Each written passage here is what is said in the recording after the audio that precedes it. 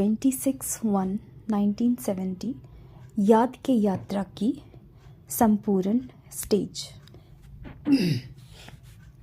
बाप दादा भी यहाँ बैठे हैं और आप भी बैठे हो, लेकिन बाप दादा और आप में क्या अंतर है?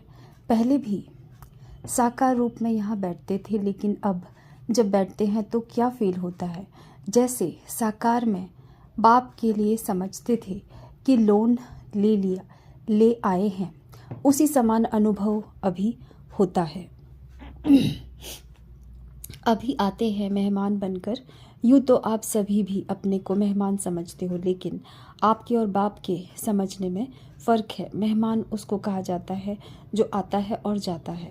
अभी आते हैं फिर जाने के लिए।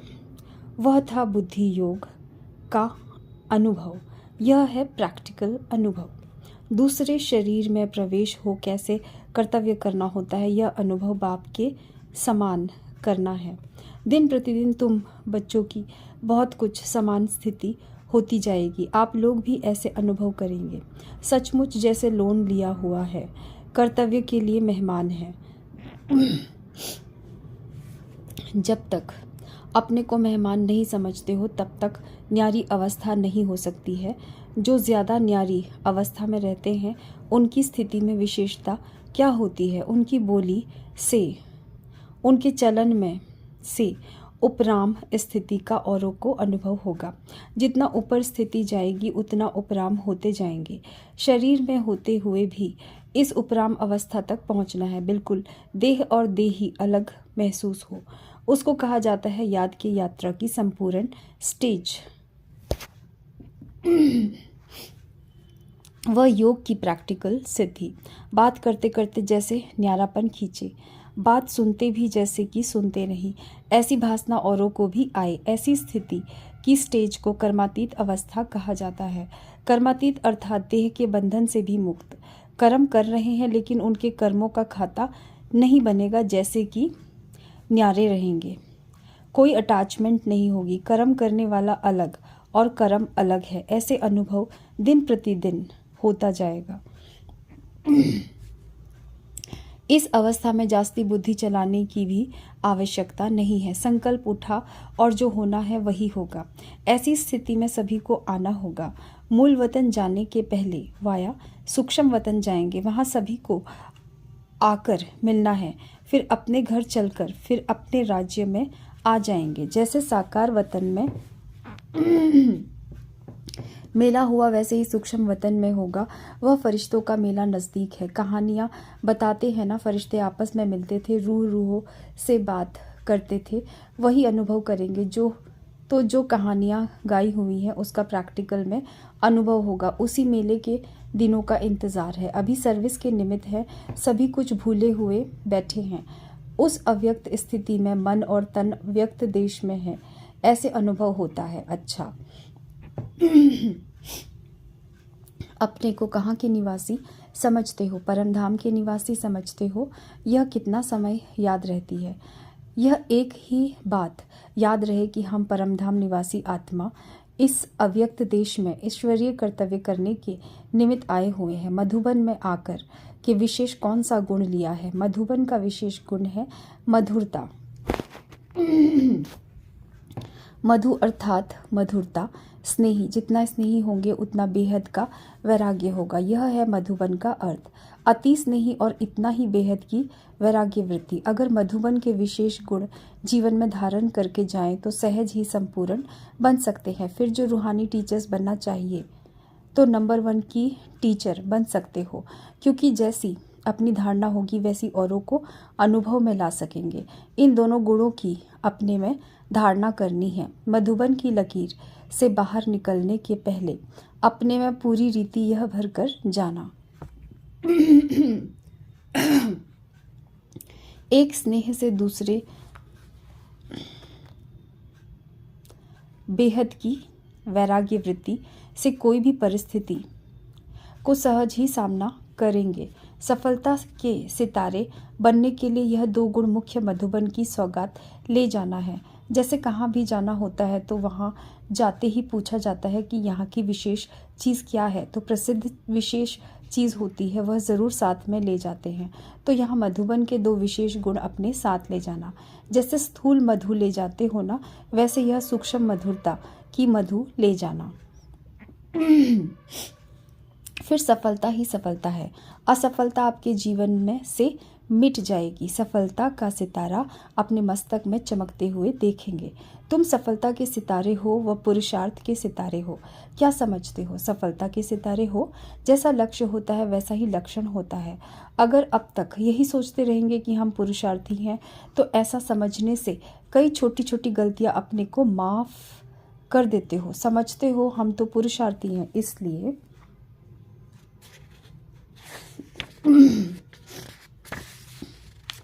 अब पुरुषार्थी नहीं लेकिन सफलता का स्वरूप बनना है। कहाँ तक पुरुषार्थ में रहेंगे? जब स्वयं सफलता स्वरूप बनेंगे तब दूसरी आत्माओं को भी सफलता का मार्ग बता सकेंगे। अगर खुद ही अंत तक पुरुषार्थी चलते रहेंगे तो संगम के प्रारब्ध का अनुभव कब करेंगे? क्या यह जीवन पुरुषार्थी ही रहेगी? इस संगम युग की प्रारब्ध प्रत्यक्ष रूप में नहीं प्राप्त करेंगे। संगम के पुरुषार्थ का फल क्या? सफलता। तो सफलता स्वरूप की निश्चय करने से सफलता होती रहेगी।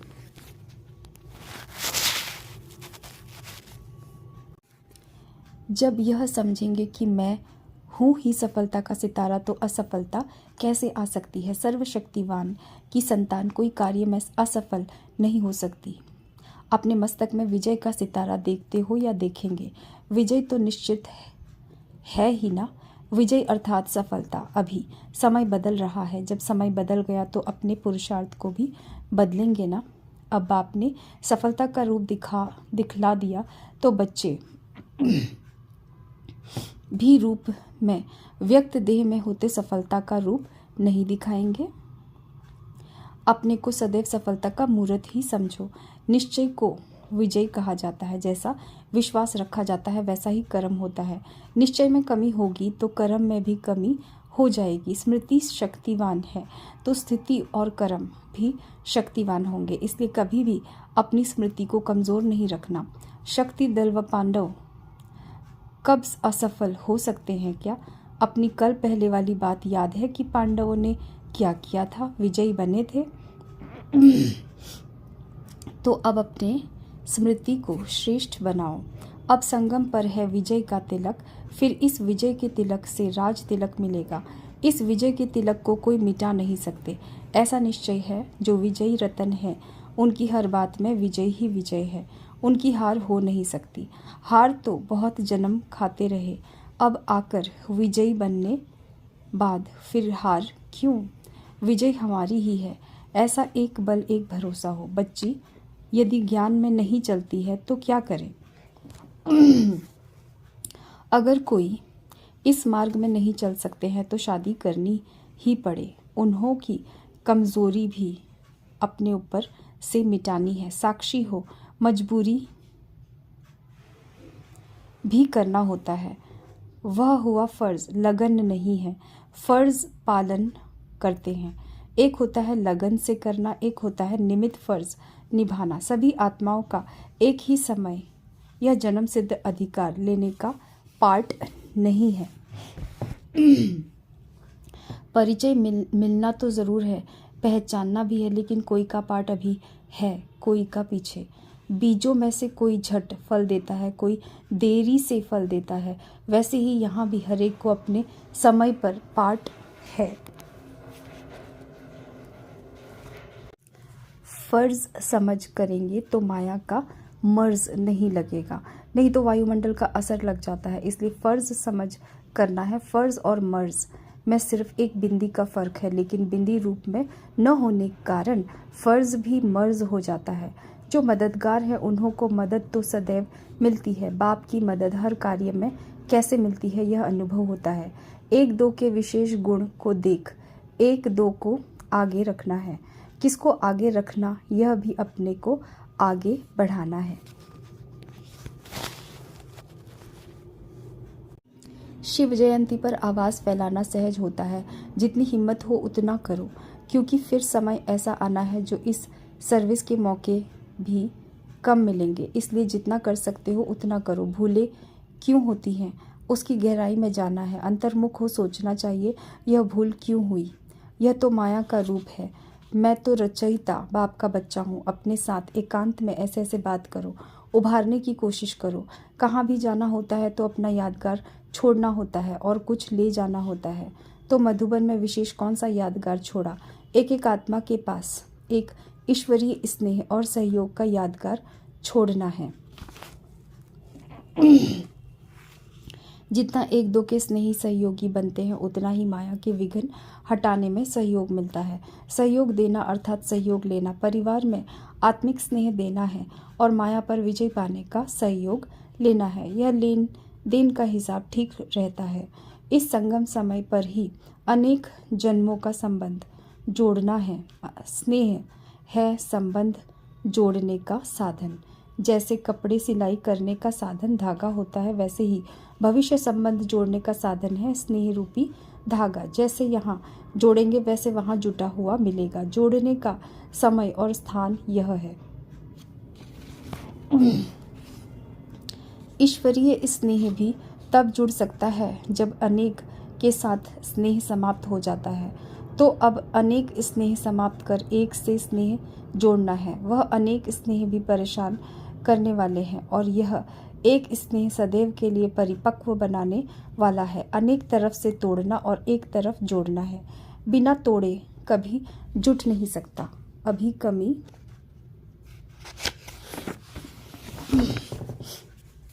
को भी भर सकते हो, फिर भरने का समय खत्म। ऐसे समय पर कदम को आगे बढ़ाना है। सभी तीव्र पुरुषार्थी हो वह पुरुषार्थी हो। तीव्र पुरुषार्थी के मन के संकल्प में भी हार नहीं हो सकती है।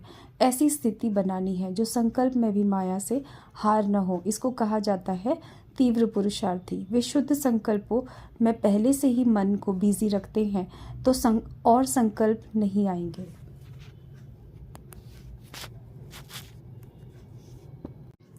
पूरा भरा हुआ होगा तो एक बूंद भी जास्ती पड़ नहीं सकेगी, नहीं तो बह जाएगा। तो यही संकल्प मन में रहे जो व्यर्थ संकल्प आने का स्थान ही न हो। इतना अपने को बिजी रखो। मन को बिजी रखने के तरीके जो मिलते हैं वह आप पूरे प्रयोग में नहीं लाते हो, इसलिए व्यर्थ संकल्प आ जाते हैं। एक तरफ बिजी रखने से दूसरा तरफ स्वयं छूट जाता है। मंथन करने के लिए तो बहुत खजाना है, इसमें मन को बिजी रखना है। समय की रफ्तार तेज है और आप लोगों के पुरुषार्थ की रफ्तार तेज है। अगर समय तेज चल रहा है और पुरुषार्थ ढीला है तो उसकी रिजल्ट क्या होगी। समय आगे निकल जाएगा और पुरुषार्थी रह जाएंगे। समय की गाड़ी छूट जाएगी, सवार होने वाले रह जाएंगे। समय की कौन सी तेज देखते हो। माया में बीती को बीती करने की तेज है। वही बात को समय फिर कब रिपीट करता है। तो पुरुषार्थ की जो भी कमियां हैं उसमें बीती को बीती समझ आगे हर सेकंड में उन्नति को लाते जाओ तो समय के समान तेज चल सकते हो। समय तो रचना है ना, रचना में यह गुण है तो रचयिता में भी होना चाहिए। ड्रामा क्रिएशन है तो क्रिएटर के बच्चे आप हो ना, तो क्रिएटर के बच्चे क्रिएशन से ढीले क्यों। इसलिए सिर्फ एक बात का ध्यान रहे कि जैसे ड्रामा में हर सेकंड अथवा जो बात बीती जिस रूप से बीत गई वह फिर से रिपीट नहीं होगी, फिर रिपीट होगी 5000 वर्ष के बाद। वैसे ही कमज़ोरियों को बार बार क्यों रिपीट करते हो। अगर यह कमज़ोरियाँ रिपीट न हो पाए तो फिर पुरुषार्थ तेज हो जाएगा।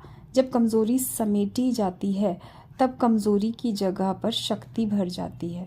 अगर कमज़ोरियाँ रिपीट होती रहती है तो शक्ति नहीं भरती है। इसलिए जो बीता सो बीता। कमज़ोरी की बीती हुई बातें फिर संकल्प में भी नहीं आनी चाहिए। अगर संकल्प चलते हैं तो वाणी और कर्म में आ जाते हैं। संकल्प में ही खत्म कर देंगे तो वाणी कर्म में नहीं आएंगे। फिर मन वाणी कर्म तीनों शक्तिशाली हो जाएंगे। बुरी चीज़ को सदैव फौरन ही फेंका जाता है। अच्छी चीज़ को प्रयोग किया जाता है तो बुरी बातों को ऐसे फेंको जैसे बुरी चीज़ को फेंका जाता है। फिर समय पुरुषार्थ से तेज नहीं जाएगा। समय का इंतज़ार आप करेंगे तो हम तैयार बैठे हैं। समय आए तो हम जाएं, ऐसी स्थिति हो जाएगी। अगर अपनी तैयारी नहीं होती है तो फिर सोचा जाता है कि समय थोड़ा हमारे लिए रुक जाए। बांधेली का योग तेज होता है क्योंकि जिस बात से कोई रोकते हैं तो बुद्धि ज़रूर उस तरफ लगी रहती है। घर बैठे भी चरित्रों का अनुभव कर सकते हो, लेकिन ऐसी लगन चाहिए। जब ऐसी लगन अवस्था हो जाएगी तो फिर बंधन कट जाएंगे। एक की याद ही अनेक बंधन को तोड़ने वाली है। एक से जोड़ना है, अनेक से तोड़ना है। एक बाप के सिवाय दूसरा न कोई। जब ऐसी अवस्था हो जाएगी फिर यह बंधन आदि सब खत्म हो जाएंगे। जितना अटूट स्नेह होगा उतना ही अटूट सहयोग मिलेगा। सहयोग नहीं मिलता, इसका कारण स्नेह में कमी है। अटूट स्नेह रख करके अटूट सहयोग को प्राप्त करना है। कल पहले का अपना अधिकार लेने लिए फिर से पहुंच गए हो, ऐसा समझते हो। वह स्मृति आती है कि हम ही कल पहले थे। अभी भी फिर से हम ही निमित्त बनेंगे। जिसको यह नशा रहता है उनके चेहरे में खुशी और ज्योति रूप देखने में आता है। उनके चेहरे में अलौकिक अव्यक्ति चमक रहती है। उनके नयनों से, मुख से सदैव खुशी ही खुशी देखेंगे। देखने वाला भी अपना दुख भूल जाए। जब कोई दुखी आत्मा होती है तो अपने को खुशी में लाने लिए खुशी के साधन बनाती है ना, तो दर्पण में चेहरा देखने में आए। तुम्हारे चेहरे से सर्विस हो, न बोलते हुए आपका मुख सर्विस करे। आजकल दुनिया में अपने चेहरे को ही श्रृंगारते हैं ना, तो आप सभी आत्माओं का भी ऐसा श्रृंगार हुआ मुंह देखने में आए। सर्वशक्तिमान बाप के बच्चे हैं, फिर शक्ति न आए, यह कैसे हो सकता है? ज़रूर बुद्धि की तार में कमी है। तार को जोड़ने के लिए जो युक्तियाँ मिलती हैं उसको अभ्यास में लाओ। तोड़ने बिगड़ जोड़ लेते हैं तो पूरा फिर जुटता नहीं। थोड़े समय के लिए जुटता फिर टूट जाता। इसलिए अनेक तरफ से तोड़कर एक तरफ जोड़ना है। इसके लिए संग भी चाहिए और अटेंशन भी चाहिए। हर कदम पर संकल्प पर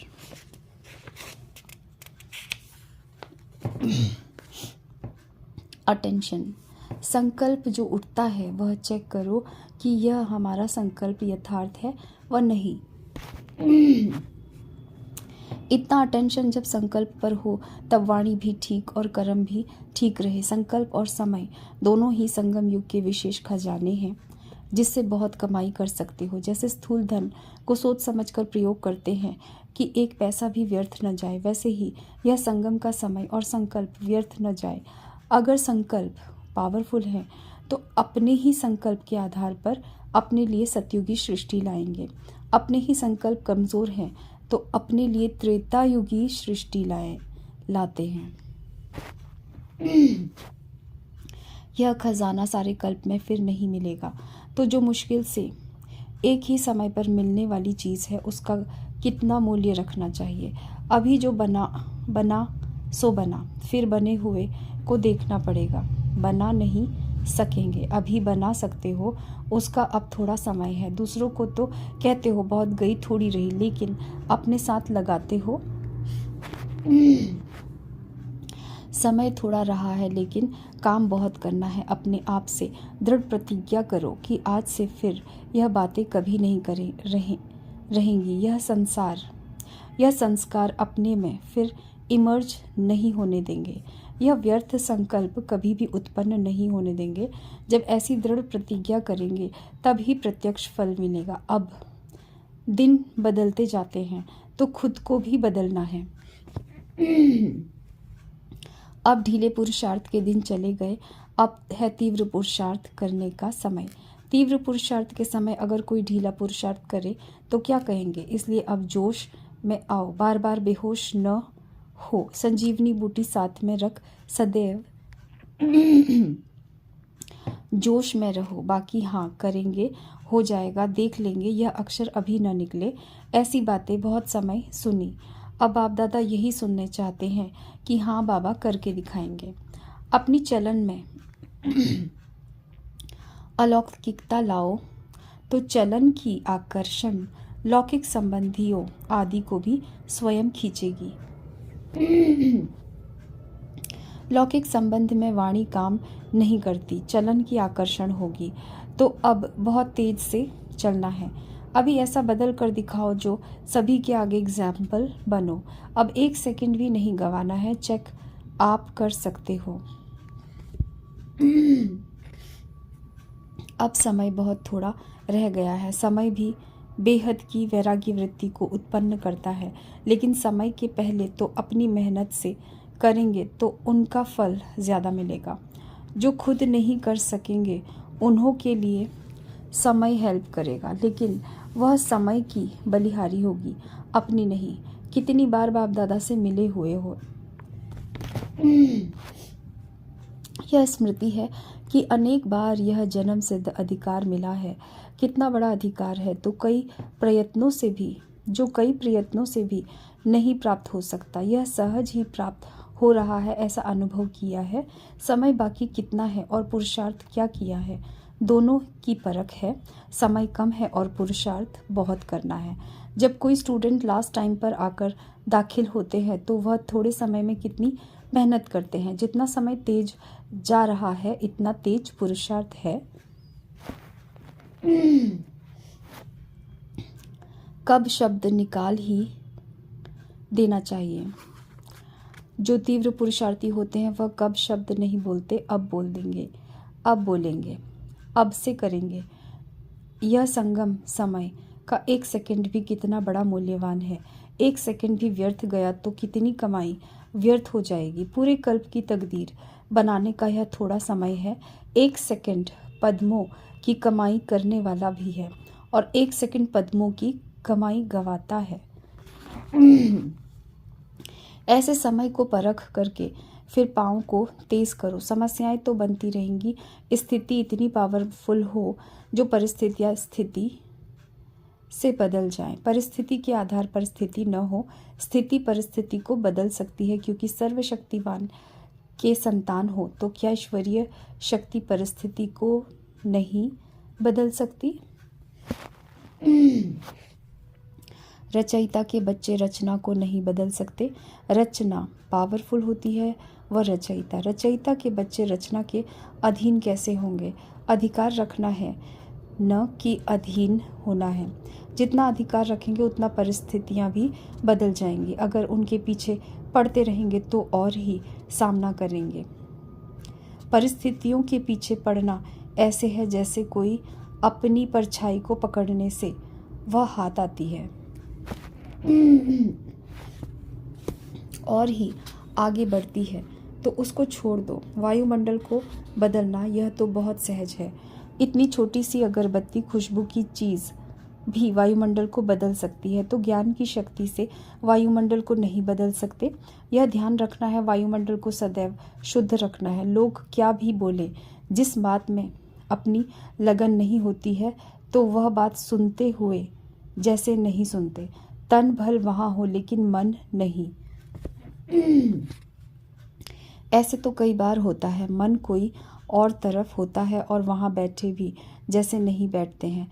तन से साथ देना पड़ता है।